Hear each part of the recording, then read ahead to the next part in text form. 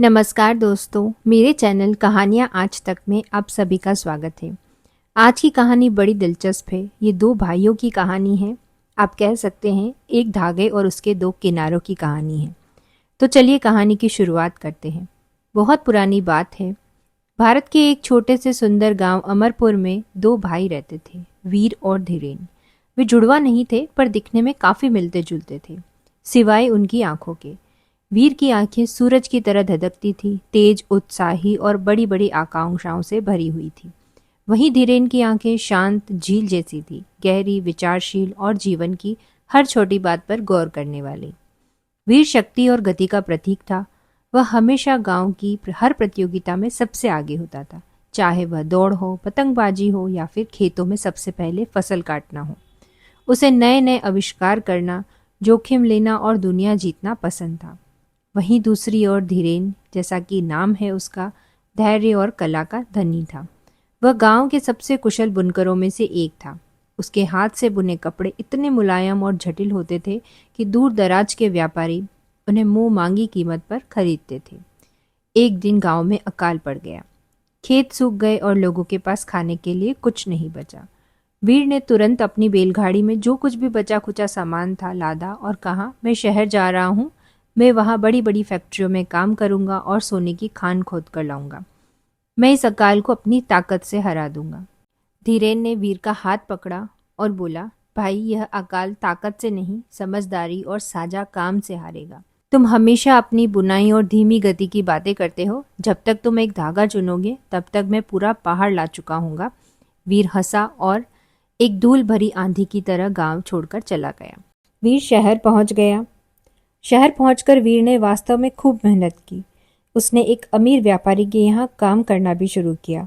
उसने दिन रात काम करके पैसे कमाए, लेकिन उसकी आंखों का तेज लालच और घमंड में बदल गया।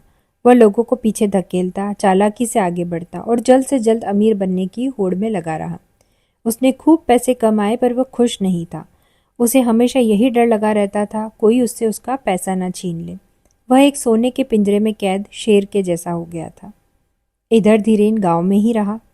उसने लोगों को निराश नहीं होने दिया। उसने अपने पास मौजूद आखिरी धागों और थोड़ी सी बची कपास से गांव के हर घर के लिए मजबूत जोलियां बुनी। फिर उसने गांव के बुजुर्गों और बच्चों के साथ मिलकर एक योजना बनाई। हम इन झोलियों में नदी की रेत भरेंगे और इसे शहर ले जाकर उन व्यापारियों को बेचेंगे जिन्हें इमारतें बनाने के लिए रेत की ज़रूरत है। जितने पैसे मिलेंगे उससे हम बीज और अनाज खरीदेंगे।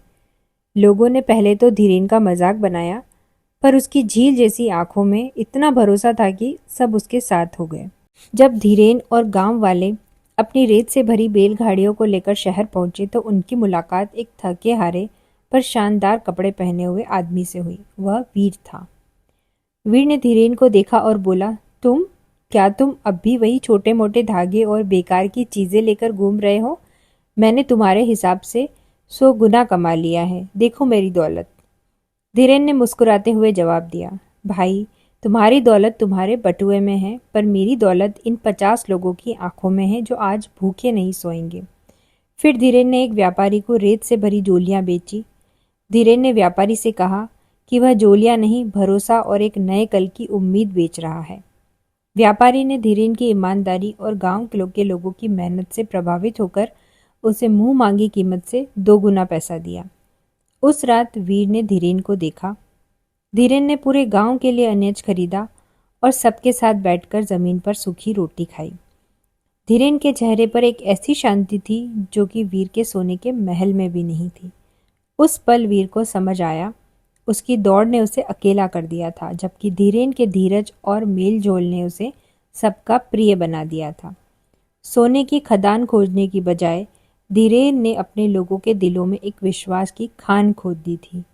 वीर ने अपना सारा घमंड त्याग दिया और अपने भाई से माफी मांगी। उसने शहर की दौलत छोड़ दी और भाई धीरेन के साथ वापस गांव चला गया। अगले साल अमरपुर में फसल अच्छी हुई। वीर ने अपनी ताकत और ऊर्जा का इस्तेमाल गांव में बेहतरीन सिंचाई व्यवस्था बनाने में किया और धीरेन ने गांव के लोगों को बुनाई कला सिखाई ताकि वे आत्मनिर्भर बन सके। और इसी तरह वीर का तेज और धीरेन का धैर्य एक होकर अमरपुर की पहचान बन गए।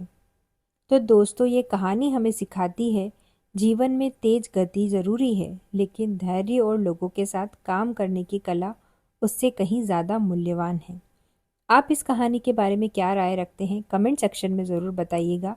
कहानी अगर आपको पसंद आई हो तो इसे ज़रूर शेयर करिए। इसी तरह की और दिलचस्प कहानियों के लिए चैनल से जुड़े रहिए। आपसे फिर मुलाकात होगी एक नई और दिलचस्प कहानी के साथ।